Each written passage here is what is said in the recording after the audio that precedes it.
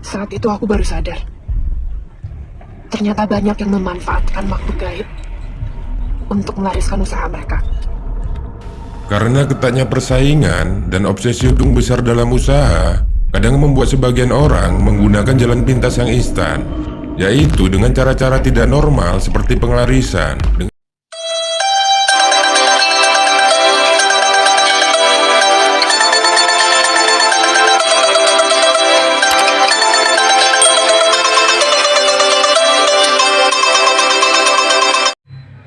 Salam sahabat Golden Gate Channel yang dikasih Tuhan, puji nama Tuhan, saya bersyukur dan bersuka cita saat ini saya bisa kembali menyapa saudara dalam kasih dan anugerah Tuhan. Saudara yang kasih Tuhan, sahabat saudara semuanya dalam keadaan baik ya, diberkati oleh Tuhan, saudara yang kasih Tuhan. Dan jangan lupa saudara yang kasih Tuhan terus dukung channel Golden Gate Channel ya, untuk subscribe, like, and comment supaya channel ini boleh maju dan menjadi berkat bagi banyak orang, saudara yang kasih Tuhan. Hari ini kita akan membahas mengenai penglaris atau pesugihan, saudara yang kasih Tuhan. Nah, saudara yang kasih Tuhan, banyak orang yang mungkin menjalankan usaha, mereka ingin usahanya maju, mereka ingin dagangannya laris, saudara yang kasih Tuhan, dan mereka datang kepada dukun. Mereka mencari penglaris supaya mereka boleh sukses dalam usahanya, laris di dalam jualannya, dan mereka datang kepada dukun dan meminta pertolongan mereka supaya mereka bisa sukses, saudara kasih Tuhan. Nah, saudara kasih Tuhan, firman Tuhan di dalam Yeremia pasal 17 ayat 5 sampai dengan ayat yang ke-6 demikian bunyinya, terkutuklah orang yang mengandalkan manusia, yang mengandalkan kekuatannya sendiri, dan yang hatinya jauh daripada Tuhan.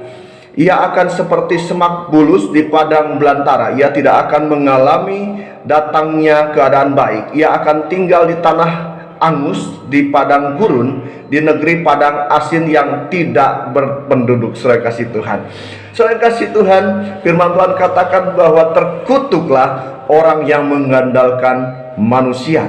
Nah, saudara kasih Tuhan, ketika seorang datang kepada dukun, dia sedang mengandalkan manusia dan dia berpikir, dia merasa bahwa dukun itu bisa menolong dia, mungkin dengan kekuatannya, mungkin dengan jimat-jimatnya, saudara kasih Tuhan. Tetapi jangan lupa, terkutuklah orang yang mengandalkan manusia, orang yang mengandalkan kekuatannya sendiri, saudara kasih Tuhan. Nah, saudara kasih Tuhan, saat ini kita akan menyimak penjelasan mengenai kutukan daripada penglaris, saudara kasih Tuhan. Ketika orang datang untuk meminta penglaris, sesungguhnya dia sedang mengikatkan kepada kuasa kegelapan. Dia sedang mengandalkan setan untuk membuat dia sukses. Saudara kasih Tuhan, mari kita akan simak, kita akan lihat penjelasan dari hambanya Evangelis Daud Tony. Selamat menyimak. Tuhan Yesus memberkati kita sekalian. Haleluya. Amin. Ya, salam Pastor Daud Tony. Saya tahun 97 join dengan kakak sepupu bisnis jualan sepeda motor dan sukses sampai tahun 98 join kita. Tahun 98 kolaps, jadi cuma 1 tahun. Setelah berapa tahun ada info bahwa kakak sepupu saya sering pergi ke orang pintar agar usaha kita waktu itu laris dan saya jadikan tumbal. Sejak saya itu, usaha saya apapun selalu gagal. Setiap ganti pekerjaan selalu ada kecelakaan di tempat kerja. Oke. Pertanyaannya apa itu namanya? Ngerti, Thomas. Arah pembicaraan ini saya tahu. Iya. Berarti dulu waktu join itu minta namanya penglarisan. Nah, kalau minta penglarisan ini, kebanyakan dukunnya itu dari Jawa Tengah. Jawa Tengah, ya. Sama kalau Jawa Timur, daerah Banyuwangi. Nah, kalau daerah Jawa Barat itu Banten. Tapi kalau ini kecenderungan Jawa Tengah. Nah, kalau jenis seperti itu, biasanya kerja apapun kelihatan berhasil, begitu mau dapat untung, langsung tiba-tiba sial, habis gitu aja. Megang uang tiba-tiba anaknya sakit, istrinya sakit, habis gitu aja. Pokoknya intinya bangkrut terus. Berarti rezeki hokinya diambil sama yang minta. Ngerti diambil, Thomas? Pak ya? Tahu, diambil Pak. Iya. Yaitu keberuntungannya, hokinya diambil sama yang minta. Nah, itu harus dipatahkan kekuatannya dalam nama Yesus. Amin. Nah, cara doanya seperti ini. Berarti yang itu kan diambil hokinya. Dia harus bertobat, terima Tuhan Yesus, lahir baru, saya itu doa darah Tuhan Yesus buka jalan masa depan. Karena masa depan hilang itu, hokinya hilang. Keberuntungannya hilang. Karena keberuntungannya hilang, apapun siap. Nah, dia harus berdoa, darah Yesus buka jalan berkat, darah Yesus buka masa depan. Darah Yesus bebaskan tubuh jiwa rohku. Tuhan Yesus ciptakan berkat yang baru. Minta Tuhan Yesus menciptakan berkat yang baru. Karena itu keberuntungannya hilang.